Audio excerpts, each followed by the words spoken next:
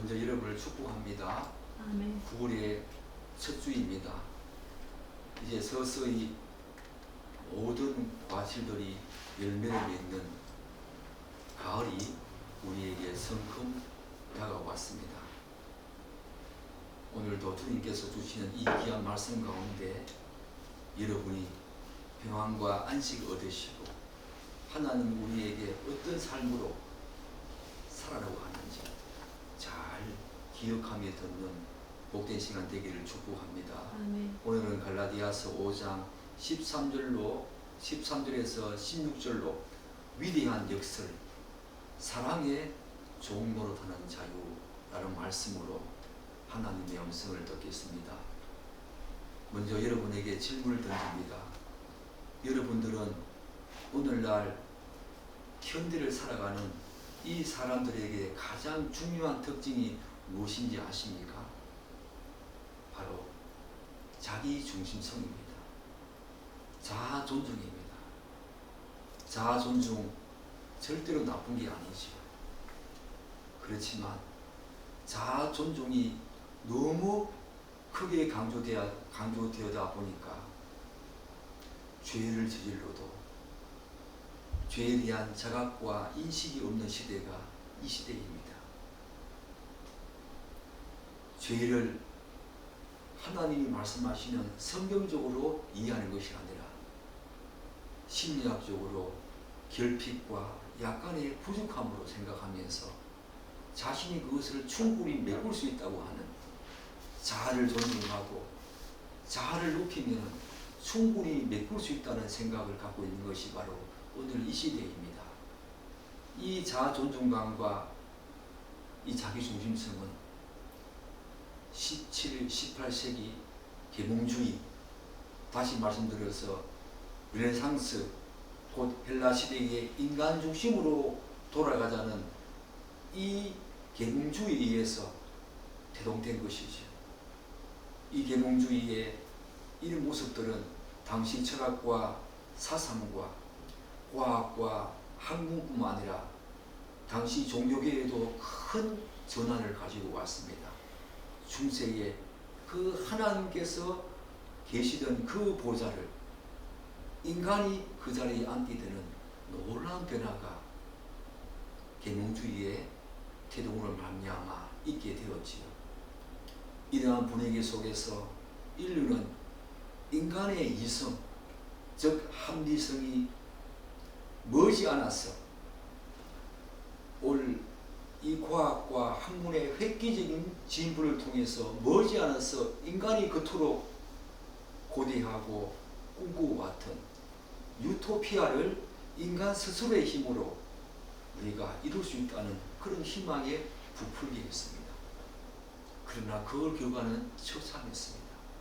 세계 1차와 2차 대전을 겪으면서 그토록 인간이 믿고 신뢰했던 그 인간의 이성이 얼마나 잔인하고 비합리적이며 파괴적인지 처절하게 깨닫게 되면서 그 꿈은 산산조각이 나게 되었습니다. 그 후에 인류는 르네상스, 곧 계몽주의가 낳은 이 모더니즘을 넘어서려고 온갖 몸부림을 치면서 새로운 사상적 기류를 형성하게 되어지지요. 그것이 바로 오늘날 우리 시대의 가장 중요한 사상적 흐름인 포스트 모더니즘입니다. 그런데 포스트 모더니즘을 넘어서려고 등장한 이 모더니즘을 넘어서려고 등장한 이 포스트 모더니즘도 모더니즘의 가장 중요한 특징 중의 하나인 인간의 자율적인 자아, 그리고 그것을 중심으로 한 자기중심성, 자기 존중감만큼은 끝까지 놓지 않았습니다. 사랑하는 여러분, 사실 자기중심성은 타락한 인간의 본성이 아닙니까? 그것은 누가 가르쳐 주지 않아도 타락한 인간의 본성입니다. 그렇지만 이런 사상적인 흐름인 포스트 모더니즘으로 말미암아 이 자기중심성이 더욱더 부추겨지는 그런 형국이 되고 말았습니다. 오늘날 이 시대가 바로 그런 시대 아닙니까? 자기중심성이 극도로 팽창한 시대입니다. 온갖 심리학이 자기 존중감을, 자아 존중감을 내세우는 시대가 되었습니다. 이러한 사상들은 디모데후서 3장에서 바울이 이렇게 말하지요. 내가 이것을 알라. 말세에 고통하는 때가 이르리니 사람들은 자기를 사랑하며 돈을 사랑하며 또한 자긍하며 교만하며 회방하며 부모를 거역한다. 말세, 예수님께서 이 땅에 오신 그때부터 말세가 시작되었는데 말세에 크게 달하면 고통한 때가 이르르니 그 때의 가장 큰 특징은 사람들이 자기를 사랑한다. 바로 이 시대 아닙니까? 자기 존중감으로 자기를 사랑하는 시대, 자기만을 위하고 자기 유익만을 위하는 시대가 바로 이 시대 아닙니까? 여러분과 제가 사는 이 시대가 바로 그러한 특징을 갖고 있는 시대입니다. 그런데 오늘 바울은 예수를 믿지만 어쩌면 자기 중심성에서 크게 자유롭지 못한 갈라디아 성도들의 신앙과 삶을 다루면서 또다시 한번 이런 귀한 말씀으로 권면합니다. 우리 13절 말씀 한번 읽겠습니다. 형제들아 너희가 자유를 위하여 부르심을 입었으나 그러나 그 자유로 육체의 기회를 삼지 말고 오직 사랑으로 서로 종도로 타라. 사랑하는 여러분도 잘 알다시피 성경은 예수 그리스도께서 성취하신 그 모든 사역을 믿는 사람들에게 주어지는 축복을 다양한 편으로 기술하고 있지요. 어렵게 되었다. 죄사함을 받았다. 구원을 받았다. 영생을 얻었다. 생명을 얻었다. 그렇게 표현하고 있지요. 그런데 5장 1절과 우리가 지지난주에 살펴본 5장 1절과 본문은 그것을 뭐라고 말합니까? 자유라고 말합니다. 자유. 그래서 예수님께서도 진리를 알지니 진리가 너희를 자유케 하리라. 그렇게 말씀하지 않았습니까?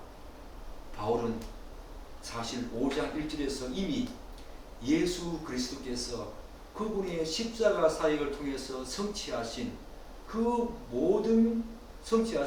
자유를 우리에게 주시기 때문에 우리 그리스도인들도 자유하게 되었다라고 이미 5장 1절에서 언급한 바 있습니다.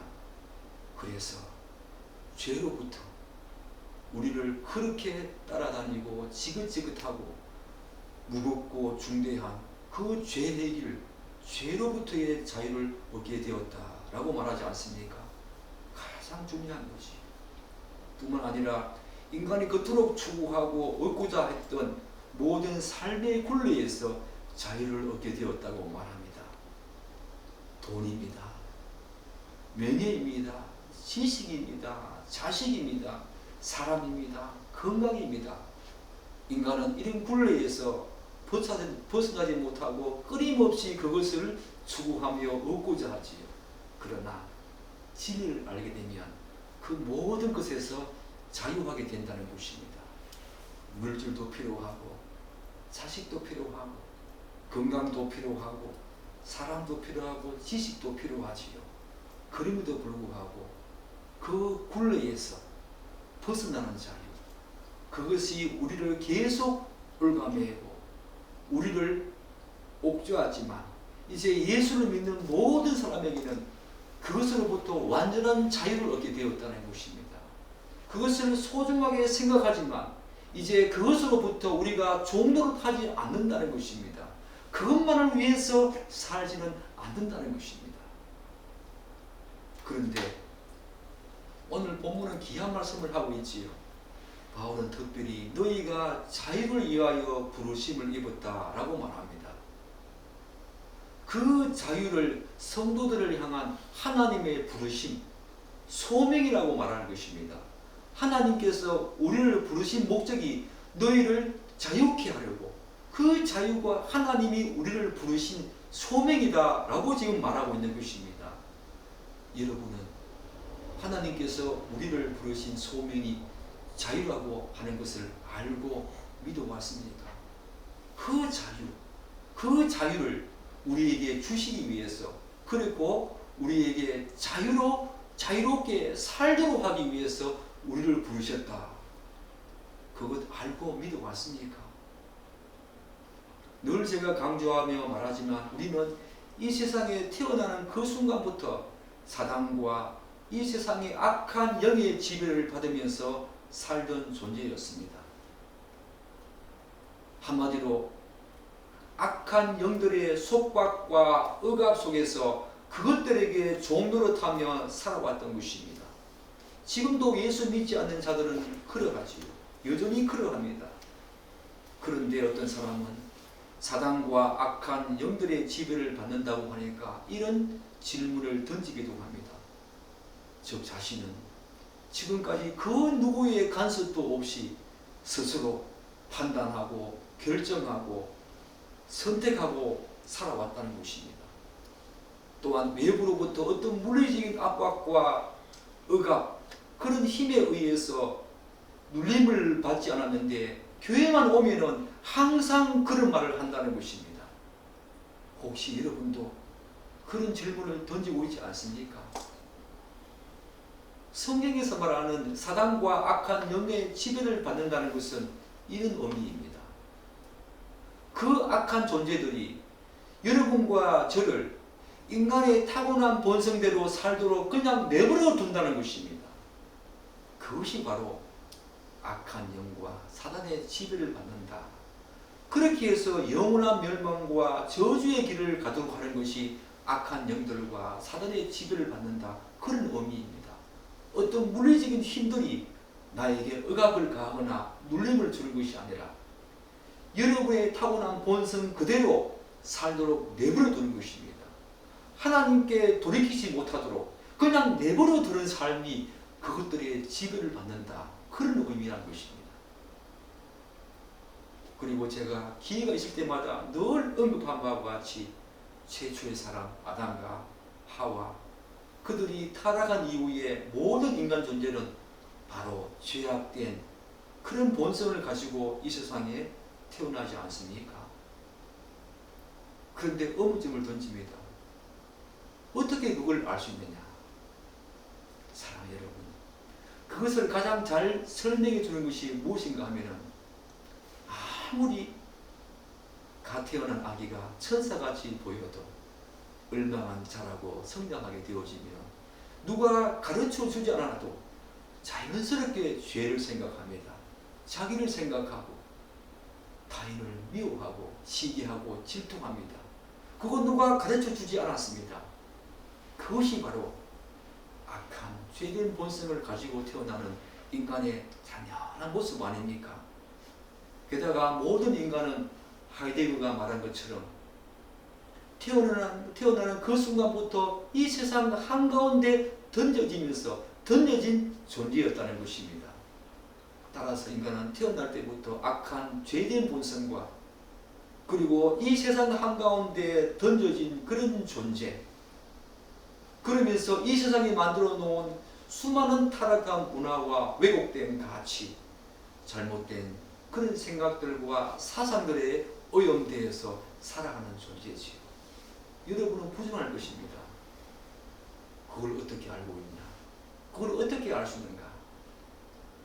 그러나 이 세상의 문화와 과학이 진보하면 진보할수록 우리는 그런 모습을 더 확인할 수가 있다는 것입니다.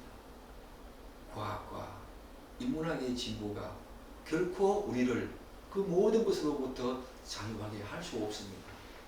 오히려 더 죄된 모습으로, 더 오염된 모습으로 우리를 살아가게 할 뿐입니다. 오늘 이 악한 시대가 바로 그런 시대 아닙니까? 과학이, 심리학이, 온갖 학문이 그렇게 발전하고 진보했지만 인간은 더 외로워합니다. 더 힘들어합니다. 여기저기에서 힘들다고 아우성 치는 시대가 바로 이 시대 아닙니까? 그래서 성경은 그런 오염된 세상 문화와 가치, 사상과 생각들에 물들지 말고 뭐라고 말합니까? 너희는 이 세대를 본받지 말라고 하는 것입니다. 왜냐하면 이 시대의 문화와 가치와 생각과 사상들, 인간을 만들어낸 그 모든 전통과 습관들은 대부분 타락한 인간의 본성이 자아낸 담론들입니다. 이러한 담론들은 여전히 타락한 인간의 본성, 이 자아내는 담론이기 때문에 반하나님적인 요소를 갖고 있는 것이 당연하겠지요. 결국 그것들에 오염되어서 살아가는 인간은 멸망으로 가게 된다는 것입니다.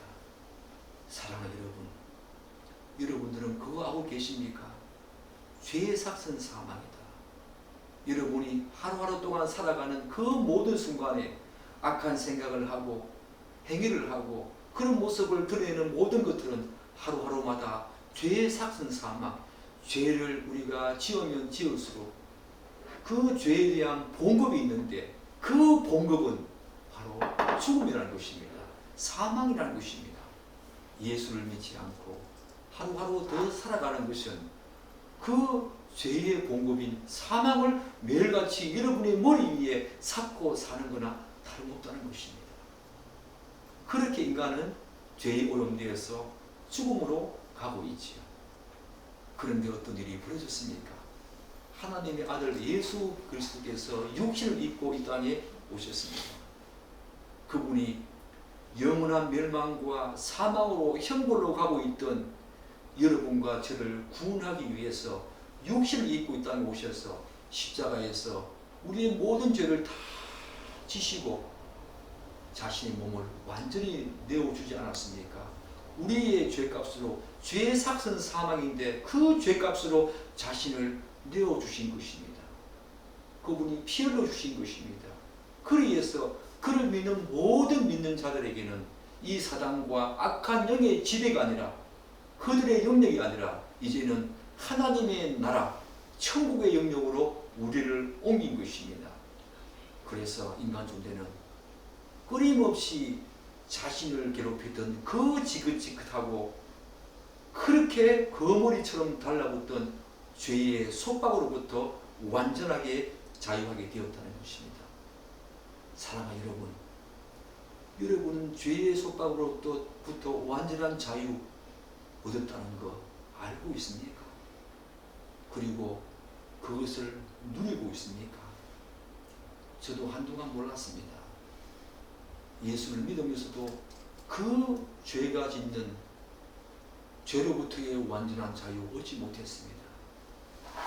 그런데 예수님의 그 십자가 사역을 묵상하며 묵상할수록 그 죄에서 완전히 벗어났다는 사실을 확인할 수 있었다는 것입니다.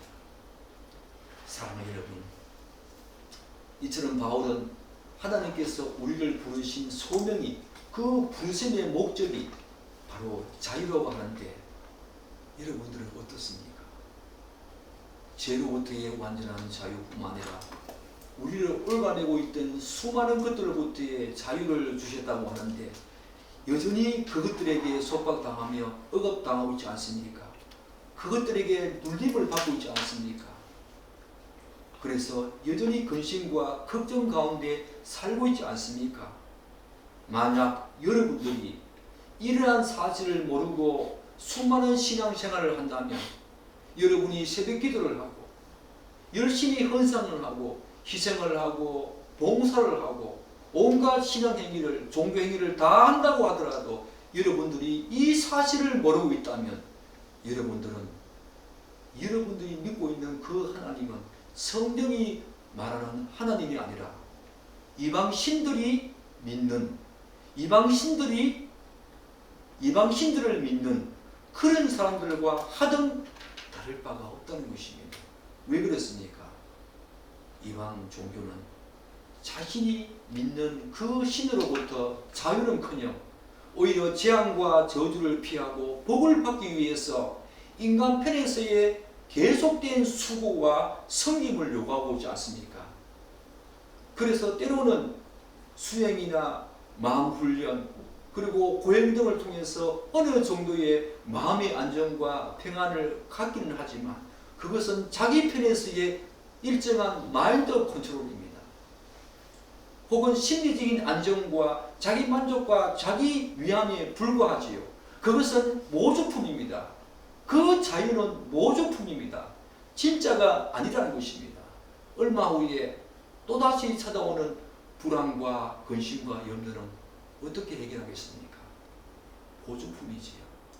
진정한 자유와 평안은 오직 예수 그리스도 안에 있다는 것입니다. 그 자유로 부르신 하나님, 여러분들은 정말로 자유하십니까?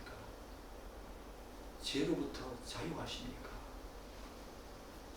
돈과 명예와 지식과 자식과 건강과 재물로부터 자유하십니까?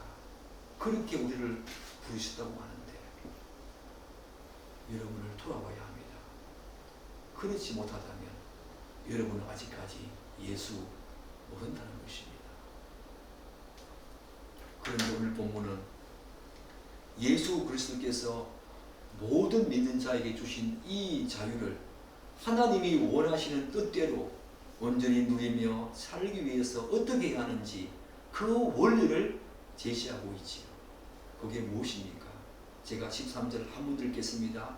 형제들아, 너희가 자유를 위하여 부르심을 입었으나 그러나 그 자유로 육체의 기회를 삼지 말고 오직 사랑으로 서로 종로로 타라. 서로 사랑으로 종로로 타라. 그 원리입니다. 또 16절에서는 성령을 따라 행하라. 오늘은 15절까지 살피기 때문에 성령을 따라 행하는 것은 다음 주에 보겠지만 이런 중요한 원리를 우리에게 제시합니다. 본문을 보면 그 자유로 육체의 기회를 삼지 말고, 이 말은 소극적인 원리지요. 뭐뭐뭐 하지 말고 오직 사랑으로 서로 종로로 타라. 이것은 적극적인 원리 아닙니까? 우리는 이 사실, 곧 소극적인 원리와 적극적인 원리를 눈여겨보아야 합니다. 왜냐하면 이러한 원리는 성경에서 성도의 신앙과 삶을 가르칠 때마다 항상 언급하는 중요한 원리이기 때문입니다. 항상 성경은 소극적인 원리를 먼저 제시하고 그 다음 적극적인 원리를 제시하지요. 예수님께서 제자들에게 뭐라고 말씀하셨습니까?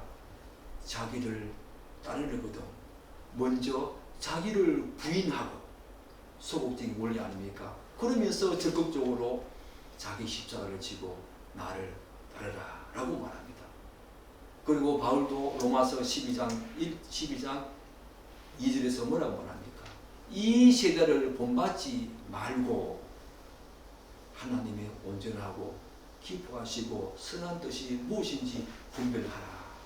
성경은 여러분과 우리의 신앙과 모든 삶의 원리를 가르칠 때마다 항상 소극적인 원리를 먼저 제시하고 그 이후에 적극적인 원리를 제시한다는 것, 분명히 눈여겨보아야 합니다.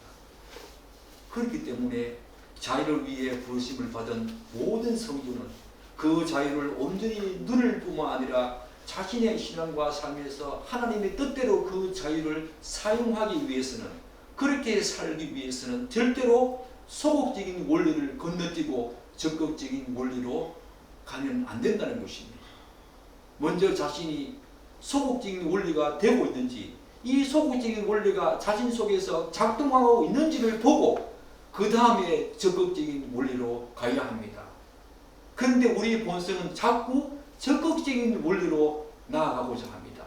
하라고 하는 것에, 자기 자신이 하지 말고 하라고 하는 이것에 먼저 초점을 두는 것이 아니라 하라고 하는 것에 자꾸 초점을 둔다는 것입니다. 그렇게 하면 올바른 신앙생활을 절대로 할 수가 없다는 것입니다. 우리의 본성은 자꾸 그렇게 우리를 자극하고 유혹하지만 우리의 본성은 그렇게 할지라도 예수를 믿는 사람은 진짜 그분께서 원하시는 신앙과 삶을 힘있게 살아내기 위해서는 먼저 하지 말라고 하는 소극적인 원리를 자신에게 찾아봐야 합니다. 있는지, 그런 부분이 있는지. 그런데 바울이 제시하는 이 소극적인 원리, 그 자유로 육체의 기회를 삼지 말라, 이 말의 의미가 무엇이겠습니까? 여기서 육체의 기회라는 말은 인간의 타고난 본성을 말합니다. 그리고 그 죄된 본성의 가장 중요한 요소 중에 하나인 자기 중심성을 말합니다. 그러므로 그 자유로 육체의 기회를 삼지 말라. 이 말은 하나님께서 우리에게 주신 그 자유를 인간의 타고난 죄된 본성과 거기에 더한 인간의 중심성, 그것을 만족시키고 탐닉하며 자신의 쾌락을 위한 그런 기회로 삼지 말라는 것입니다. 자기 중심성에, 그 죄된 본성에 더한 자기 중심성을 탐닉하고 만족시키고 충족시키고 자신의 쾌락, 육체의 쾌락의 기회로 삼지 말라는 것입니다. 사랑하는 여러분, 사실 성경적인 관점에서 보면 이 모든 인간에게는 예의 없이 두 가지 자유를 우리에게 주신다. 두 가지 자유를 추구하며 살아간다 라고 말합니다. 하나는 인간의 본성을 따라 자기를 만족시키고자 하는 자유입니다. 결국 죄로 나아가게 하지요. 다른 한 가지는 하나님의 말씀을 따라 순종하면서 의를 이루고자 하는, 그리고 타인과의 관계 속에서 바른 관계 속으로 들어가려고 하는 그런 자유입니다. 물론 전자는 예수 믿기 전에 모든 인간 존재의 모습 아닙니까? 후자는 이제 예수 믿은 후에 참된 신자의 모습, 그런 자가 하나님이 주신 그 자유를 활용하고 사용하는 모습 아니겠습니까? 그러나 우리가 눈여겨보아야 될 부분이 있습니다. 그것은 본문에서 지금 바울이 예수를 믿는 갈라디아 성도들에게 이와 관련된 말씀을 하고 있다는 것입니다.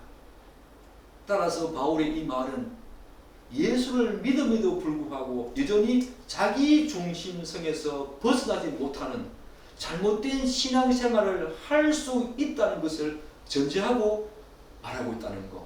여러분과 저도 그럴 수 있다는 것입니다. 앞에서 제가 언급한 바와 같이 인간이 자신의 죄악된 본성을 따라 살려고 하는 경향성은 자기 중심성과 그에 더한 자기 유익을 구하고자 하는 그런 의도와 깊은 관련이 있지요. 그러면 자기 중심성과 반대되는 말이 무엇이겠습니까? 하나님 중심성입니다. 인간은 예수를 믿지 않는 자들, 타고난 본성대로 살고자 하는 자들은 하나님 중심대로 살 수가 없습니다. 그러나 예수를 믿었다고 하더라도 오늘 사도 바울이 갈라디아 성도들에게 말하고 있는 것처럼 그 자기 중심성에 매여서 살아갈 수 있다는 것입니다. 그런데 이 자기 중심성은 방금 제가 말씀드린 것처럼 예수 믿지 않는 자들에게는 당연하겠지만 예수를 믿는 여러분과 저도 여전히 그것들에 얽매여서 삶과 신앙생활을 영위할 수 있다는 것, 우리의 신앙과 삶에 강력한 힘을 발휘할 수 있다는 것 기억해야 합니다. 그래서 제가 늘 강조하듯이 마태복음 7장 21절에서 주여 주여 하는 자마다 다 천국 못 간다 라고 했을 때에 그들이 뭐라고 말합니까? 내가 주님 뜻대로 했는데요, 주님의 이름으로 선지자 노릇하고 권능을 행하고 귀신을 제가 쫓아내지 않았습니까? 라고 그들이 반문하지 않았습니까? 그때 예수님께서 뭐라고 말씀하십니까? 내가 도무지 너희를 모른다. 이들의 잘못이 무엇입니까? 바로 자기 중심성에 따라 살았다는 것입니다. 권능을 행하고 귀신을 쫓아내고 선지자 노릇을 했지만 그 모든 것들은 하나님 중심이 아니라 자신의 뜻과 원함에 따라서 자기 중심성, 자기 유익과 자기 만족과 자기 위안을 가지고 그렇게 자기 확신을 하며 살았다는 것입니다. 그렇지 않지요. 성경은 그런 능력을 행한다고 하더라도 자기 중심성에서 발로된 자기 유익과 만족, 자기만을 위하는 자기 확신에 더한 그런 모든 것들은 아무런 소용이 없다고 말하고 있다는 것입니다. 따라서 여러분과 저의 신앙과 삶은 어떤 것으로 나아가야 하겠습니까? 끊임없이 자기 중심성을 날마다 죽는다라고 바울이 말했듯이 자기 중심성을 끊임없이 제거하는 작업들, 이게 바로 성화지요. 바로 바울이 그 말을 하고 있는 것입니다. 날마다 자기를 죽인다. 이 말은 자기 중심성을, 자기를 끊임없이 부인하는 작업을 그가 계속 했다는 것입니다. 바로 성화의 과정 아닙니까? 여러분과 저도 그렇게 살아야 한다는 것입니다. 그렇기 때문에 성도는 예수 그리스도의 십자가 사역으로 말미암아 하나님께서 주신 그 자유를 마치 자기 것으로 여기면서 방종하면 안 된다는 것입니다. 즉 그 자유는 하나님께서 자신에게 허락한 것이니 자기 마음대로 사용하면서 오용하거나 남용하면 안 된다는 것입니다. 육체의 쾌락과 자기 중심성을 탐닉하고 자기 중심성을 만족시키고 충족시키는 데 사용하면 안 된다는 것입니다. 이것이 바로 여러분과 제가 가장 신앙과 삶의 모습 속에서 경계해야 될 부분입니다. 또한 이것이 바로 하나님이 허락하신 그 자유를 그분이 원하시는 뜻대로 온전히 누리며 제대로 살기 위해서 가장 우선적으로 지금 사도 바울이 말하고 있는 소극적인 원리인 것입니다. 그렇기 때문에 성도는 그 자유를 다시 한번 말씀드립니다. 자기 중심성에서 발로한 육체의 기회로 삼고자 하는 생각이나 욕구가 일어날 때마다 항상 예수 그리스도의 십자가 사역을 상기해야 합니다. 그 자유를 주시기 위해서 그분이 자신의 몸을 내어놓았습니다. 보혈을 흘려 주셨다는 것입니다. 값비싼 대가를 치러 주셨다는 사실, 그 자유를 우리에게 주시기 위해서 우리가 그런 자기 중심성이 또다시 일어날 때마다 여러분의 신앙과 삶의 영역에서 끊임없이 일어날 때마다 예수 그리스도 그분의 십자가 사역을 계속 묵상하고 기억해야 한다는 것입니다. 그래서 우리 교회는 한 달에 한 번씩 성찬식을 거행하고 있지 않습니까? 바로 그런 의미입니다. 다음으로 바울이 그 자유를 위해서 부르심을 받은 성도들이 하나님이 원하시는 뜻대로 온전히 그 자유를 누리며 살기 위해서 제시하는 적극적인 원리, 뭐라고 말씀드렸습니까? 오직 사람으로서로 종노릇하라. 즉 하나님께서 주신 그 자유를 자기 중심성에 발로한 육체의 쾌락과 즐거움이 아니라 사랑 안에서 서로 섬기며 사랑하며 그렇게 희생하는 그런 자유로 활용하라는 것입니다. 추측컨대 대부분의 사람들은 사랑의 종로를 하라라고 하는 이 원리를 굉장히 부담스러워할 것입니다. 사랑의 종로를 하라. 사랑하라. 그런 말도 아니고 사랑의 종로를 하라. 굉장히 부담스럽지요. 그렇지 않습니까? 저도 굉장히 부담스럽습니다. 그러나 이 의미는 절대로 노예적인 종노릇이 아니라 예수님 안에서 완전한 자유인이 된 자로서 분명한 근거와 이유, 그것에서 발로된 종노릇이라는 거 여러분 알고 있지요? 사랑의 여러분, 사랑은 분명한 관계성을 의미합니다. 사랑은 혼자 할 수 없습니다. 사랑은 하나님과의 관계성, 이웃과의 관계성, 사랑은 관계성을 전제하지요. 그런데 그 사랑의 원형과 창시자, 최정점에 계신 분이 누구십니까? 바로 하나님 아닙니까? 하나님은 사랑이시라. 하나님께서 모든 창조, 모든 피조물을 창조할 때 그 권위에는 하나님의 사랑이 그 기저에 깔려있는 것입니다. 모든 창조 행위는 그분이 우리를 사랑해서 그렇게 하셨다는 것입니다.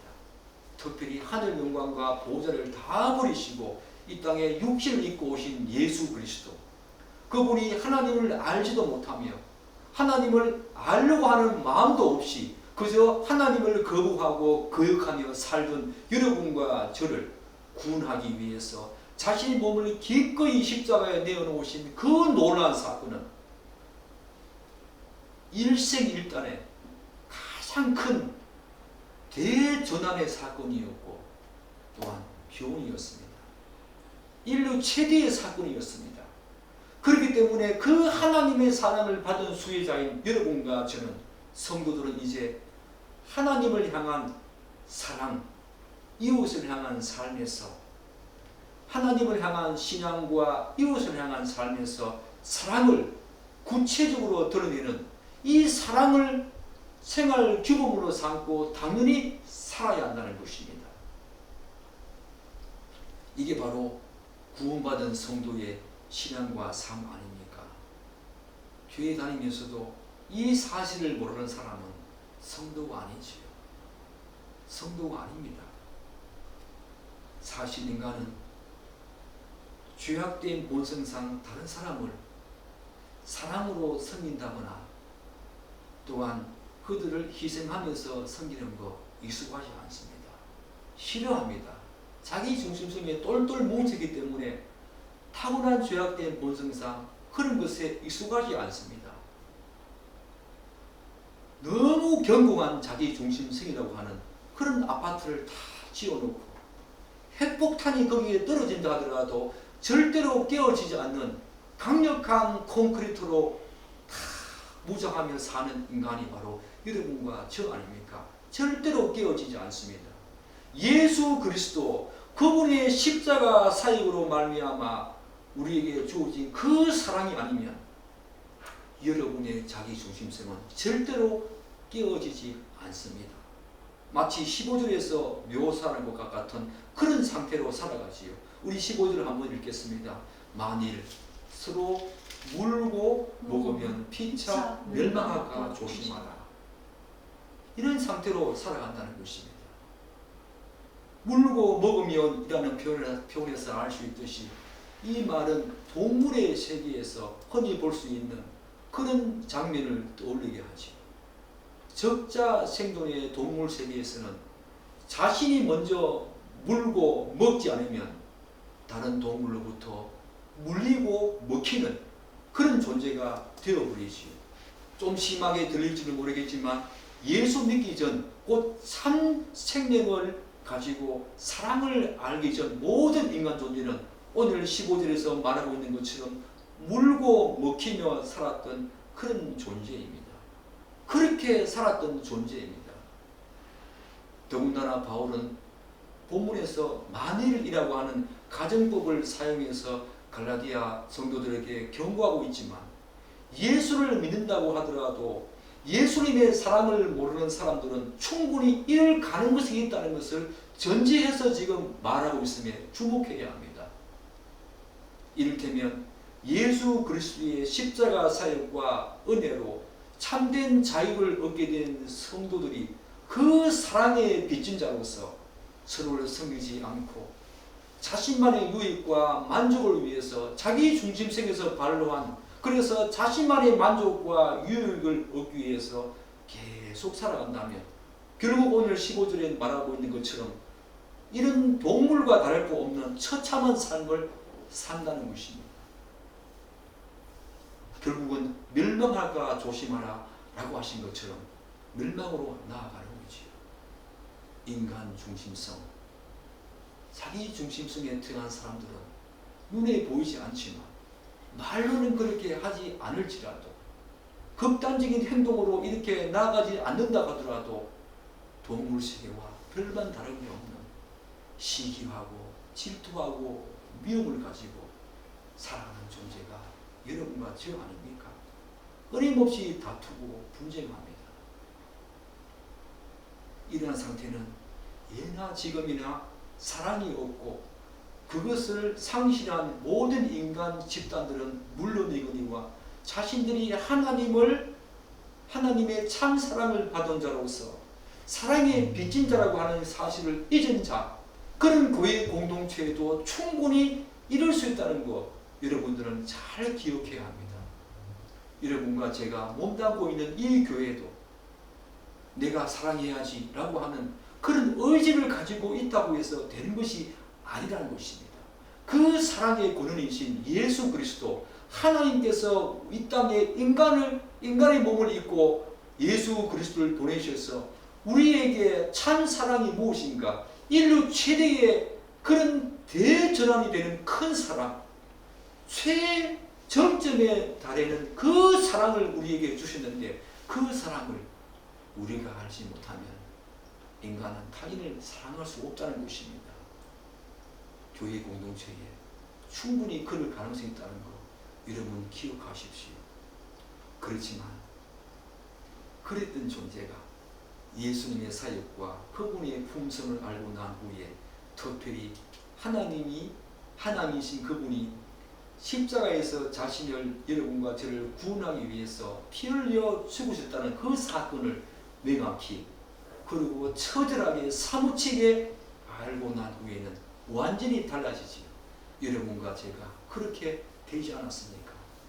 이전에는 철저히 자기 중심성에 발로된 자기 유익과 만족과 자기 확신과 자기 위안을 안고 그것을 추구하며 살았다면, 이제 하나님께서 주신 그 자유를, 예수님께서 십자가에서 피 흘려 돌아가심으로 말미암아 그분이 획득한 그 자유를 우리에게 주셨을 때에, 그 자유를 알고 있는 모든 사람들은 이제 자기 자신에게 눈을 돌리고 시선을 돌리는 것이 아니라 하나님과 이웃을 향해서 새로운 관심과 시선을 돌리기 시작한다는 것입니다.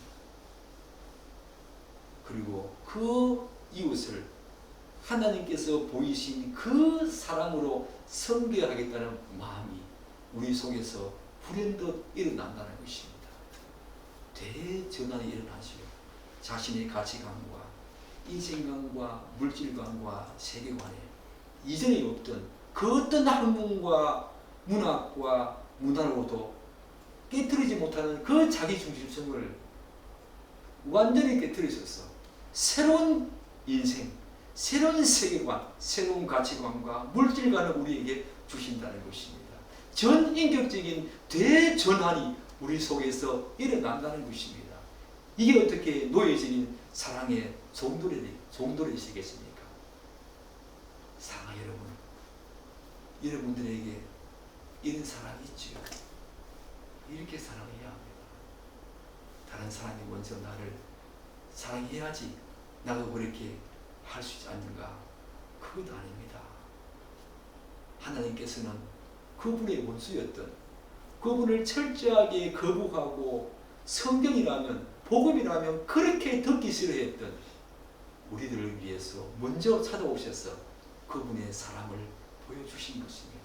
십자가에서 예수 그리스도 한 자는 바로 그 사랑을 받은 자로서 그대로 사랑에 빚진 자로서 타인에게 그렇게 하는 거지요. 오늘 사도 바울은 우리에게 주신 그 자유를 바로 다른 사람을 위해서, 자기 자신의 유익과 쾌락과 육체적인 탐닉을 위해서, 즐거움 위해서 사용할 것이 아니라 다른 사람을 향해서 사랑으로 종으로 하는 그런 자유로 여러분과 저를 부르신 것입니다. 마지막으로 그렇다면 성도는 하나님께서 소명으로 주신 그 자유를 활용하여서 타인을 섬기고 사랑할 때 어느 정도까지 그래야 하는가? 우리 14절 한번 읽겠습니다. 온 율법은 내 이웃 사랑하기를 내 자신같이 하라 하신 말씀에서 이루어졌나니. 성경은 분명히 그 기준을 제시하고 있습니다. 우리는 이 사실을 기억해야 합니다. 하나님의 모든 말씀, 율법은 바로 한 가지 명령으로 지각되어지고 요약되어진다는 것입니다. 그게 무엇입니까? 내 이웃 사랑하기를 내 자신같이 하라. 이것으로 지각되고 요약되어진다는 것입니다. 바로 자기 중심성이 처절하게 깨어지고 부정되는 것이지요. 내 자신같이 이웃을 사랑하려면 그 이전에 가졌던 자기 중심성이 처절하게, 아주 사무치게 처절하게 깨뜨려야만 가능한 것이죠. 자신과 이웃을 동일시하라는 것입니다. 자기 중심성이 이제 차지하고 있을 자리가 여러분과 저에게 없다는 것입니다. 처절하게 깨뜨려야 한다는 것입니다. 그래야만 이웃을 내 몸과 같이 상대적인 기준은 아닙니다. 내가 다른 사람보다 이 교회에 다니는 다른 집사님보다 다른 권사님보다 좀 더 이웃을 사랑하니까 나는 괜찮겠지. 나는 하나님의 말씀을 제대로 따르고 순종하고 있겠지 라고 생각하면 절대로 안 된다는 것입니다. 절대적인 기준입니다. 내 이웃을 내 자신과 같이 사랑하라. 내 이웃을 너와 동일시하라. 처절하게 바로 자기 중심성을 깨뜨려라. 그런 말 아닙니까? 이 세상의 모든 종교는 다 상대적입니다. 다 상대적이지요. 모든 삶의 방식이 다 상대적입니다. 포스도 모든 지금 그 특징 중에 하나가 바로 상대적이지 않습니까? 그러나 참된 진리인 기독교는 절대적인 기준을 제시합니다. 사랑의 기준이 무엇입니까? 내 이웃을 내 몸과 같이 사랑하라. 사랑하는 여러분, 여러분과 저를 하나님께서 자유로 부르셨습니다. 그런데 그 자유를 지금까지 우리의 육체의 기회로 삼지 않았습니까? 자기 유익과 자기 만족과 자기 유만을 위해서 자기 중심성에 발로 된 그런 만족을 위해서 살지 않았습니까? 모든 것들을 그렇게 초점 맞추어서 우리의 삶을 영위하지 않았습니까? 사랑하는 여러분, 하나님께서 그 자유를 이제 타인을 위해 좋은 노릇하라고 우리에게 부르십니다. 조국에 곳곳에 아픔이 있고 깨어짐이 있습니다. 바로 우리 그리스도인들이 그분의 사랑을 빚진 자로서 우리가 살아가는 삶의 곳곳에서 다시 회복하고 메꾸기 위해서는 사랑으로 종도를 하는, 타인을 위해서 우리의 자유를 그렇게 사용하는 그런 여러분과 제가 되어야 합니다.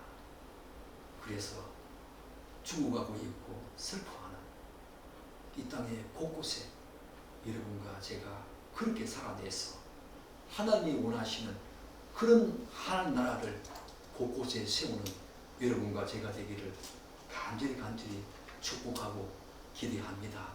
기도하겠습니다.